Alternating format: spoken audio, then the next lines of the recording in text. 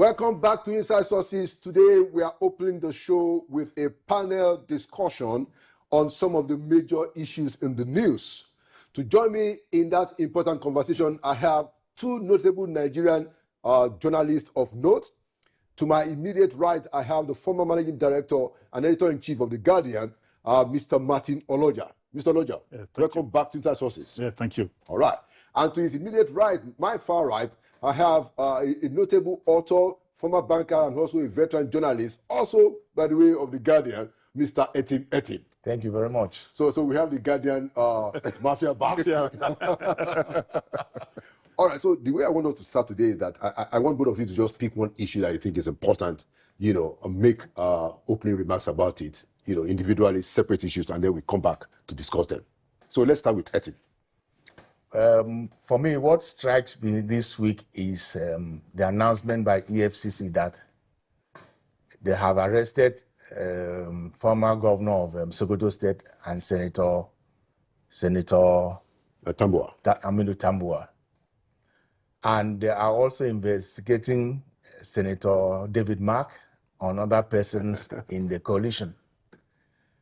I don't have a problem with EFCC investigating and arresting people, but focusing on opposition politicians at this hour, people who are coalescing and gathering to provide opposition and challenge the presidents, arresting them now sends wrong signals. The optics is not right at all. We have people the EFCC had investigated and was about to prosecute who have been appointed ministers. Why are we not concluding those cases? Where are the cases of Madam Beta Edu, the former humanitarian minister that has been under investigation for 3 years now? We want EFCC to appear to be fair and objective and not persecuting opposition politicians. Okay. Thank you for that opening one. So, Mr. Oloja, what would be your major issue, and then we come around to discuss these two things? My major issue is the matter of the moment in the aviation industry. And people have even termed it Kwam 1. Some people even released Kwam 3 last night. And, it is becoming more and more interesting because of how it is generating a judgment that people are surprised about. Inspector General of Police office who announced that they had received a petition from a regulatory authority. And the aviation actually is the most regulated in the world. Because of issues of safety. Because of issues of safety. Before you knew what was happening, you had one of the suspects has been appointed a designated ambassador. And it's really very interesting. We believe that the quality of message should not be strained like that. Interesting. Okay, so we have two very important discussions. So let's now delve into it, and I'm going to take it back to Etim now. So you raised the issue of EFCC now trying to say that, hey, Tambuwal has some corrupt cases, and there are also speculations about David Mark. I'm not sure whether that has been confirmed that they are going after David Mark. But my question to you, therefore, is that, so if we are to take one between fighting corruption and the other issue, which is a strong independent opposition, which is a very, I'm asking you a tough question. But if you have to take one, just like I think it was Jefferson that said that if I were to choose between government newspaper or newspaper, I would take a newspaper. That kind of question. Don't you think, or what would be your choice if only you can pick one, just to deepen the conversation? I can pick the two at the same time. The two are very key, very important. Strong opposition and strong independent anti-graft agency. They are all needed for sustainability of our democracy. But we don't need an EFCC or anti-graft agency that seems to be pandering to the opinions or emotions of the government. This is politics season. we have a group of people coming together to challenge the president. They have been in the news. The presidency has been criticizing them for many reasons. Yeah. And now you, EFCC, anti-graft agency... President said it's a sinking ship. Yeah, the president is calling the coalition a sinking ship. And you, EFCC, but now you find that appropriate time to go after the sinking ship. It doesn't look good. Look, organizations pursue their missions with tact, strategy, optics, and with keen ear to what the public will think. And timing. And timing, too, is important. I mean, this is... I want them to investigate Aminu Tambuwal and every other person, but the timing is so wrong. EFCC should start with the cases of Beta Edu, Matawale, and conclude those cases before they begin to go to opposition cases. But that will look better. You know, yeah. And as I take it to Mr. Lodja, I also wanted to just deep in it that, you know, so we don't even know the outcome of Beta Edu's... it's not been published. They've buried it. And if you ask the people in the EFCC, you know, what they say is that, well, look, they have done their part, you know, and the thing is already with the authorities, with the powers that be, whatever it is. But what EFCC seems to be missing is that you can't fight this war of against corruption in a hide-and-seek manner. You are either out or you are in. Correct. You can't be in and out. And I'm sure that, you know, you might want to address this. This issue of EFCC becoming a tool in the hands of the administration, even if it's just a perception, is not new. You know, so is it just that we can't have an EFCC, or we can't fight corruption independently, that it has to have all this political coloration?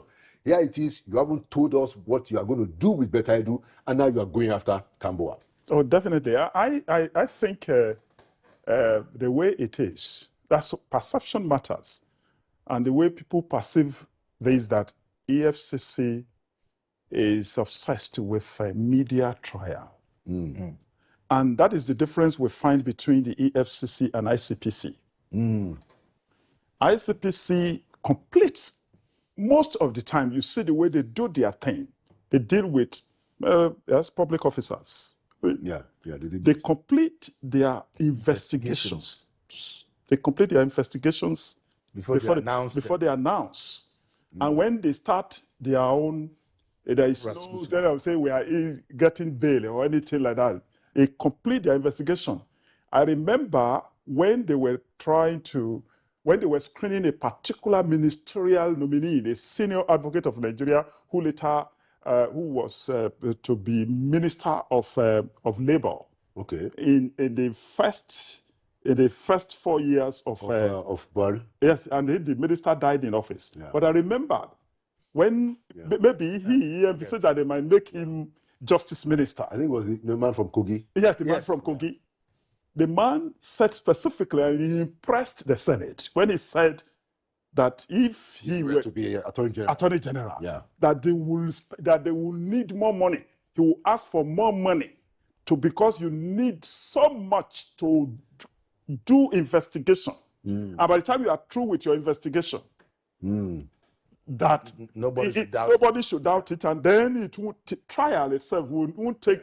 It's just like, but sorry for talking. Yes. It's just like what happens in the US. When the US federal government is coming after you. Yes. You know, most of the time people just hands up because they know the thoroughness, the details, the diligence of the effort. But this particular one now, you just hear that they have when they call somebody when they respond to invitation, before you know it, they say the person has been arrested.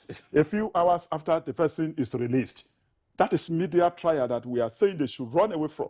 They should complete their investigation and try people, because, you know, they are making us now to choose between the devil and the deep blue sea, as you wanted him to do. But look at it. Should we say they should not fight corruption in a country that corruption has weighed down? No, we shouldn't say that. But we feel that whatever is worth doing is worth doing well. that we are even saying, just as they are doing within the ICPC, they even have an institute, and they have perception index, and they have released result of the perception index. Most of the time they say this institution is corrupt. They have even mentioned members of a particular paramilitary agency, one even a revenue agency. They have mentioned police. They have mentioned in the perception index result they released. So they have institute. So they are pursuing prevention of corruption, prevention of crime. And that is what we feel should be done. And that is why we need to be speaking to the authorities about this one. Right. That even the Orosaye panel's report has recommended the merger, so that they can do something really very serious. Yeah. Do thorough investigation before arraigning people. You know, when that ministerial nominee at that time was talking about it, he even referred to a case of a former governor in Nigeria that they were trying, that the anti-corruption agency had about 103 cases on the neck of the ex-governor, and we can mention his name, man. No, I don't want to mention the name of anybody. Okay. And then, but at least let us face the issue, the message. Know about this, that even the governor was trying to create a court in his own jurisdiction to continue the trial. But before you knew it, the British authorities picked up the governor in UAE. Yeah. And by the time they got to court, they had completed their investigation. And it just took a few minutes. And he agreed when they presented the result of investigation. Plea bargain. But he was still jailed. You know, this is exactly what we want to advise. We won't bring down an institution like that. It's an important institution, but we should get to a situation where we will have nothing to report to such institutions. Like they are closing down some prison, so all these correctional centers, even in Scandinavian countries, because there is nobody to come there. We want to have a situation where we prevent corruption through the civil service, so through civil service rules and regulations. So what is the point of talking and telling the world that we are fighting corrupt people? Why haven't we prevented corruption through civil service rules, regulation, and financial instruction? Why can't permanent secretaries be held responsible as accounting officers in the civil service? Why can't we use the Public Procurement Act and the institutions created by these Public Procurement Acts and those public procurement agencies within the ministries, departments, and the agencies to prevent corruption? Why is it that it is so easy to steal public fund in Nigeria? Why is it easy when an Obama's wife will come to talk to her that even to buy Coke, as you know, to any guest at the White House, you got to pay. That even there, the president doesn't have the right to use Air Force One anyhow to visit his friends. Or for his campaign. Or for his campaign. You know, he has to pay this. You cannot use public funds to pay the election expenses or anything. Why is it so easy here? Why is it so easy? I think EFCC or ICPC or Code of Conduct Tribunal, they should know that they are serving the public and that perception is very important. So what my friend Etin is saying is germane. They should allow public perception to support whatever they are doing, because the optics at this moment aren't favorable. Not looking good. I mean, and it's interesting that you made that point because about preventing corruption, because I know that it's one of the things that Mr. Olukoyede has said that he wants to do is to actually do a lot of preventive. That's very nice. You know, but I said that. But exactly, you know, the optics is not looking good at all, you know, if you are going after Tambuwa at this time. But we do agree, all of us, that yes we got to fight corruption. You know, but do it in the right timing so that you can have public trust. All right, let's move to the second point, which is the issue of the moment, like this issue of the moment. Yes. So it started last week with King Wasiu Ayinde, who I think is a very extremely talented artist. Very talented. You know, and of course the whole nation knows that he's a friend of the president. You know, this is the guy that sings and the president dance. So we know his influence. Yes. Now he goes to the airport and he almost prevents or got even injured by his positioning when the aircraft was going to take off. If that happened in the US, I think they'll first of all arrest him for terrorism. Oh, absolutely. You know, and now the Minister for Aviation says that, look, we have to deal with this. This is a very serious problem. Says, okay, it's going to be, no, you can't fly for, I think, 3 months. Yes. And then the petition goes to the IGP. Within 1 week, the minister comes back. It's not up to a week. Exactly. So the minister comes back and says that, everybody has learned their lesson, and then we have reduced this and we have reduced that. The question I want to ask you, and I think is yes. Yeah, we start with you, Martin, is that isn't there, because the minister is talking about lessons, and everybody should learn lessons. We should learn, but isn't there a reason why there is a time lag? So if my child has done something wrong and I want to punish him, there's a time for that punishment. That is the time. And at the end of the day, I want him to get the lesson. Have we have enough time regarding King Wasiu Ayinde? Is 1 week, because it doesn't matter whether you have reduced it to 1 month. You have already told the nation that King Wasiu Ayinde can go free from now. Yes. With what you have said. Yes. Yes, he has shown remorse, and I think that's a good thing. Yes. That he came out and apologized. Yes. That's a good thing.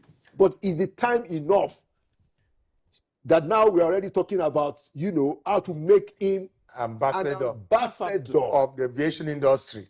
Can we wait for like 1 year or something? Martin? I think let us start this way. I think the guy is now qualified to, you have read that we don't even have ambassadors anywhere. Since he is an ambassador of culture now, in a culture of impunity we are discussing, to be an ambassador to discourage a culture of impunity, he should be appointed Nigeria's United Nations ambassador, Nigeria's ambassador designate to the United Nations as an ambassador of culture, of the way we are. And I think that is that's actually what he's doing. That is what is happening. I believe, just, the last time I was here, I quoted one Shakespearean saying that any mercy that forgives a murderer encourages murder. Mercy, that the quality of mercy is not strength. Any mercy that forgives a murderer encourages murder. And this kind of thing that they are doing, we are telling the world that really we are deepening our culture of impunity. See, was he being appointed an ambassador of lawlessness, ambassador of impunity? What are we talking about? He has not even served the term. They have reduced it to 1 month. Before the minister of the republic will sign a statement that the federal government has decided that the guy will even be designated an ambassador. On behalf of more than 211 million Nigerians who are perplexed and bewildered by his action. Yes, it shows that 1 week ago, really, everywhere, what we know is that government, because of next election, government is afraid of the people. But they are now making us to be afraid of government. We, the people, are being afraid of what government can do. What is the next judgment call that will be against us? From the Heritage Foundation and Wall Street Journal perception on whether economic freedom or perception on ease of doing business. One of the factors they look at is the legal framework for the country. You want to come to a country where the law rules, not where men rule. In a situation where you allow men to rule in the aviation industry, what kind of foreign direct investors will want to choose to come to a country where somebody who stood yesterday in front of a plane that had been cleared will become an ambassador? Within a few hours, the person has been pardoned and they have been designated ambassador of impunity. I believe that we should do certain judgment calls should be right at this time on behalf of the people. They are making these calls on behalf of the people, and I think it is the wrong time. And I have not seen, before coming here, I haven't seen any platform where this decision has been held. True. I mean, Eti, your take on this? Clearly, this is a case of aviation minister overruling the directive of NCAA. NCAA is a regulator in the industry. Yes. And nobody by law overrules NCAA, just like nobody overrules the way CBN regulates the banking industry, or should. Now, NCAA had made its case known on this matter. And NCAA is an affiliate of ICAO. ICAO is a global regulator of aviation industry. So what we are seeing now is being observed by ICAO. ICAO rates aviation industry and airports in each country. Yes. So you can be downgraded and American Airlines would withdraw from your airspace because you've been downgraded. Yes. It has happened before in this country. Yeah. So now Festus Keyamo has come in, apparently acting at the behest of his boss. I mean, he couldn't have done this without his boss endorsing it. We have to be frank enough. Otherwise, he has come in and overruled NCAA. It is very, very frightening. It is very disturbing. So it's your view that he probably consulted with the president, or there's no way you will take this type of decision because he did say and issue a statement on behalf of the federal government without the president being aware of it. It's not a conjecture. You can, unless you are running your own independent government within government. Interesting. I mean, which makes it quite troubling because, you know, I am thinking about young people, young Nigerians, even, you know, people in their 9s, 10, 11, 12, 13, you know, that are observing all of this. Correct. They saw this misbehavior on television and everything is, you know, I mean, we have left the days where people don't know what is happening anymore. It's not only on TV, on people's phone, everybody saw what happened just a week ago. I mean, aren't we supposed to be thinking about the kind of mental images that we're allowing young people to see? Absorb. You know, because this thing goes down to, in my view, it defines who we are or who we have become. I can't believe in the life of me that there is a president who is running a big and important country, important at least in West Africa, right? And this type of thing will happen, and he stands aloof and allows his people to manage the system. I don't believe it. Okay, I can't believe it. Yes, this is even Buhari, we all thought knew nothing about what is happening in his government. This will not go without his taking action. I believe President Tinubu has been aware of what has been happening in the aviation industry in the last 1 week, and I believe he is behind all the decisions that his Minister of Aviation has taken. Yeah. That is it. I believe that even if the president had not been aware, as people are discussing this thing, they should actually gauge public perception about what is happening the way we are discussing it. Yeah. And saying, look, the same president reappointed the chairman of Federal Character Commission less than 12 hours. They discovered that, no, even in the statement they used. The updated one. Yes, the updated statement, they now said that controversial. You read it? Yes, yes. So this same president, nothing is wrong. If the president decides to direct, say this is what the people are saying, Mr. Honorable Minister, what really happened? Yeah. What did you do? Look, they can read it to the Honorable Minister like this, that the Nigerian Civil Aviation Act, specifically Section 303, as he said, of the Civil Aviation Act 2022, grants the Nigerian Civil Aviation Authority, NCAA, the power to regulate standards and potentially suspend pilots. Why the act doesn't directly give the Minister of Aviation the power to suspend pilots? It establishes the NCAA as the regulatory body responsible for civil aviation in Nigeria, and the NCAA exercises this power through its regulations only. He's a senior advocate of Nigeria. He knows this thing. We shouldn't add political enthusiasm to regulation of this particular industry, because there is no way of saying, Laolu, wait, let us correct this thing in the air.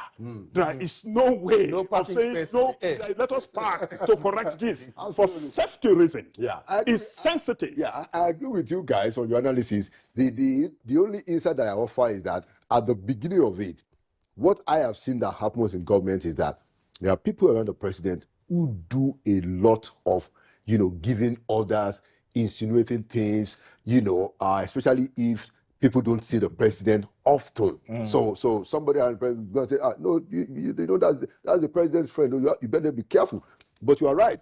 The president must have come to the knowledge of what has happened. Yes. And if he doesn't feel that what the minister has done is right, then he needed to act. Yes. Failure to act, we are free, to assume that. One more thing before we close, gentlemen. I want us to talk about the campaign issue. So INEC came out last week. I think even Mr. Femi Falana, senior advocate, also said that, Yes. look, how come we are getting into electioneering campaign so pretty early? We still have 2 clear years, to go. Governance, in my view, is suffering. But the problem that I noticed is that I don't think that INEC has the power to really enforce this thing. What's your take? Let's start with Eti, and then we conclude with... INEC has the power to enforce. INEC usually issues a 1-year guidelines leading up to elections, Yes, stating when primaries would hold, when election will hold, when campaigns will start, when nominations will start, when replacements of candidates will be, and so on and so forth. It's usually a 1-year timetable. That 1 year has not yet come up. Now campaigns have started, almost so. INEC is lame duck. Number one, we have an INEC chairman who also has had his reputation damaged. And he's leaving in the next 2-3 months. right. So he's pretty much absent-minded. We have a ruling party that is desperate to be re-elected. So the ruling party is actually the ones that has initiated this electioneering campaign. Well, but Mr. Peter Obi too is basically also campaigning. Everybody, the ruling party started it. Now the opposition has jumped onto it. Okay. And now we have the whole country in election mode. INEC should issue a statement. Well, they have issued one. Saying... They've issued one, I think, signed by our friend and brother. Yeah, Rotimi, to say that it's not time. Press secretary to INEC chairman issuing statement. Nobody will listen to that one. The issue is not even who started the campaign or this. It's about propriety. And we know that in this business, you can stop politicians, but you can't stop politics and politicking. Okay. But this particular campaign is specific. You see billboards all over the place. That's what I'm saying 2027. Yeah. That's what I'm saying. There's one big billboard in Sokoro. There are so many cyber soldiers who are already discussing this thing, who are also attacking people, who are doing all sorts of things. Presidential aspirants are talking about, I will do only one. That's the politics. I will do it one time. I will do. Let us reduce this thing to only 5-year term. Let's do. Everybody is campaigning, whether opposition or ruling party. Yeah. But somehow, we have a country. And it's a very small world now. Information travels at the speed of thought, not light anymore. I like that. Speed of thought. I think it's Bill Gates. He wrote a book on this thing. Information. Now, whatever we do, just before we started this, we were discussing how editors have lost powers, especially traditional editors. Yeah. It is now information. News management is now have been reduced to conversation of some sort. Yeah, and everybody has the right. Everybody is an editor. As long as you have a phone, you have a platform, everybody is discussing. People are even spreading fake news, all sorts of things. Later, people will sift the fake news from original, But perception is really very important, and other nations are looking at us. That we are the most populous black nation on earth. And we shouldn't just we shouldn't do anything anyhow. we should be seen to be disciplined. We are applying to be part of the United Nations Council. You know, we should behave well. We shouldn't just be doing things anyhow and say that it doesn't matter. I can do it anyhow. People are looking at us, and government people and the president's men who are advising and who are shaping the president, who are helping us, we are helping, whatever we are doing here, we are helping the president. Absolutely, without a doubt. That's what we are doing. Right. We are helping him to succeed. We're helping him to succeed, and those people who are working, who have been employed to help him, should know that they are serving the people, and that perception is very important. Perception not only of the presidency, but perception of who we are. That this are Nigeria. When you carry a passport and you get to an airport, they see that this person is not from the office of the president. It's a Nigerian. It says stand aside because of the way they have seen us. Very true. So whatever they are doing, they should know that we are talking about Nigeria, not about a particular government or ruling party. We are talking about Nigeria, and Nigeria, our country.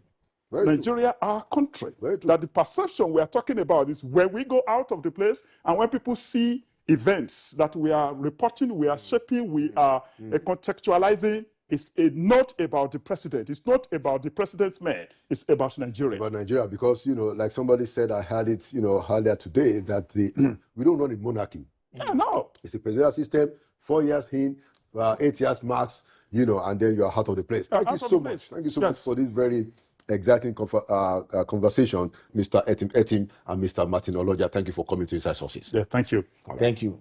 And there you have it. That is one segment. Inside Sources will be right back with the second segment where we are looking at an update on the issue of elite consensus, which we have campaigned for a lot in Inside Sources. We'll be right back.